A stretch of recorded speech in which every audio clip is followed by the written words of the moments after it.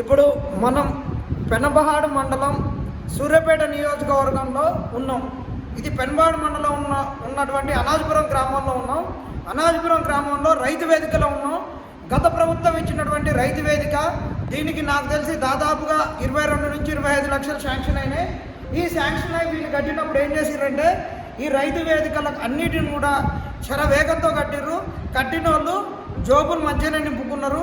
ఏం చేసిరంటే కొన్ని దిక్కులలో ఎక్కడన్నా మన రైస్ మిల్లులు ఉంటాయిగా, కూలగొట్టిన దగ్గర పోయి పాత రేకులు తీసుకురావడం, పాత పైపులు తీసుకురావడం, ఇవన్నీ కూడా కట్టిర్రు.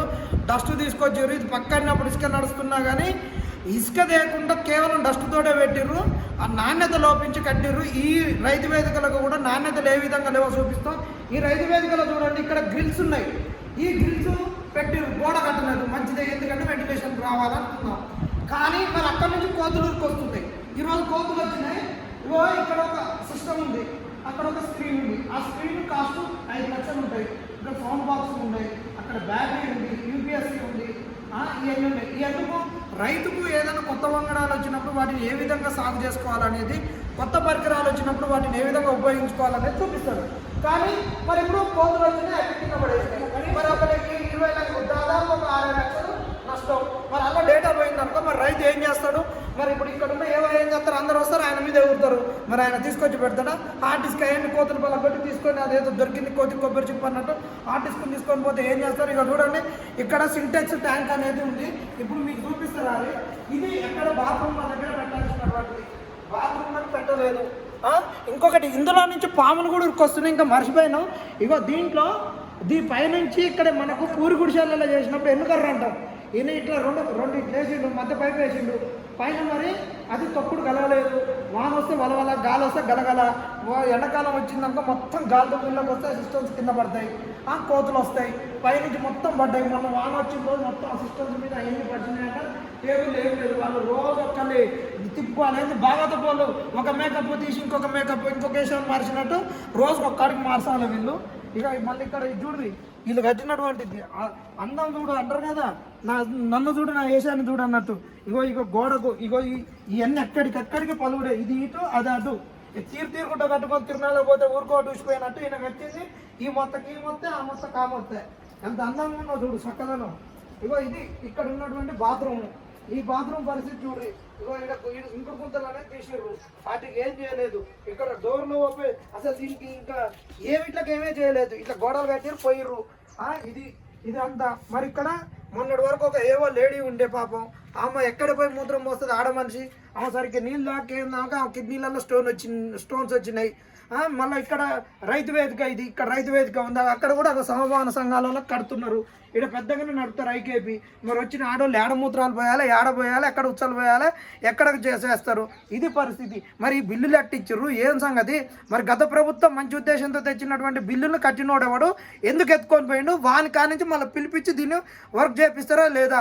మరి ఇప్పుడున్న అధికార పార్టీ కాంగ్రెస్ వాళ్ళ.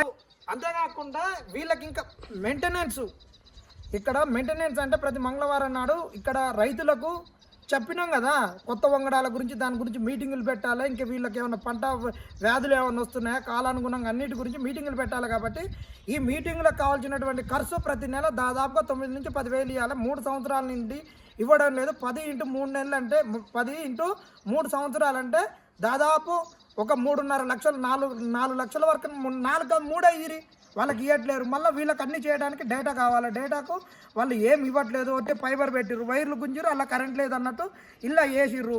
డేటా లేదు. మళ్ళీ వాళ్ళు సొంతంగా పెట్టుకోవాలి, ఎక్స్ట్రా రీఛార్జ్ పెట్టుకోవాలి. మీటింగ్ ఉన్నప్పుడల్లా 100 రూపాయలు రీఛార్జ్ చేసుకోవాలి. అది ఇక్కడ వీళ్ళకు ఉన్నటువంటి ఒక అటెండర్ ఉండేట ఆయనకు కూడా పైసలు ఇవ్వట్లే. పాప ఏవోనే ఇస్తున్నారు. ఇది పరిస్థితి. మరి ప్రభుత్వం ఇవ్వట్లేదు. మరి ఇక్కడ ఉన్న రైతులన్నా రాండి, చేయండి. అయ్యా సుధీర్ రెడ్డి, నువ్వు గట్టినా వేసుకొని పోయినా మరి ఏం చేసినావు? వస్తావా సస్తావా? మరి రైతులు అడుగురి, పిలుచురి. అనాయపురం రైతులు మీరు అందరు ఉన్నోళ్ళే కదా, అందరు గట్టిగానే ఉన్నాయి కదా. ఇది రైతులకు సంబంధించినటువంటిదే కదా. రైతు ఏడ్చిన రాజ్యం, ఎద్దేడ్చిన వ్యవసాయం ఎప్పుడు బాగుపడలేదన్నారు. మరి రారి రైతులు. అదొకటే కాదు, ఇక్కడ సమాన సంఘాన్ని కూడా కడుతున్నారు. మరి దీన్ని కూడా మరి జర జాగ్రత్తగా కట్టిరి. ఇప్పుడు కడుతున్నారంటే ఇప్పుడు ఒక మొత్త కట్ట కానీ ఇంకో మొత్త కూలిపోయేటట్టు ఉండొద్దు. ఈ ఎండాకాలాన్ని ఓపెన్ చేస్తే వానకాలం కూలిపోయేటట్టు ఉండొద్దు. అది మన ఊరి దాన్ని జర జాగ్రత్తగా కట్టించుకోరి. కట్టేటోడు ఎవడైనా చేసేటోడు, పని చేసేటోడు రూపాయి రావాలనుకుంటాడు. రూపాయి నాకు అవసరం లేదు, ఏం లేదు, మంది సొమ్ము మంగళవారం అని మీరు చేస్తే బాగుండదు. ఊరిలో ఏ డెవలప్మెంట్ యాక్టివిటీస్ వచ్చినా మంచిగా చేయాలి, 10 కాలాలు మంచిగా ఉండేటట్టు ఉండాలి. ఈ ట్యాంక్ కూడా మొత్తం లీక్ అయిపోతుంది. అనాజ్పురం పనులు ఏం లేదు, ఒక నాసి రకం పనులు, వాన వస్తే వలవల, గాలి వస్తే గలగల. కాబట్టి ఇప్పటికైనా ఊళ్ళో ఉండేటటువంటి కుల మతాలకు అతీతంగా అందరూ వచ్చి రైతు వేదికని ఆదుకోండి. సిస్టమ్స్ ఖరాబ్ అయితే మాత్రం పోయేది మీ డేటానే, ఆగమైపోతారు. తొందరగా మెషిన్లు పెట్టి అంటే వర్షాకాలం వచ్చే లోపల వర్షం వస్తే కురవకుండా చూడండి. మొన్న తాస్మాం పైనుంచి పడ్డదంట. మరో పరిస్థితిని ఒకసారి ఆలోచించుకొని ఇప్పుడు కట్టే సమభావన సంఘాన్ని కూడా జాగ్రత్తగా కట్టిరని చెప్తున్నాం. రూపాయి తిండ్రి కానీ మీకు కావాల్సినటువంటి లాభప్రేక్షంగా ఎంత వస్తుందో అంత చూసుకోరి, కానీ మరీ ఆగమాగం చేయకని చెప్తున్నాం.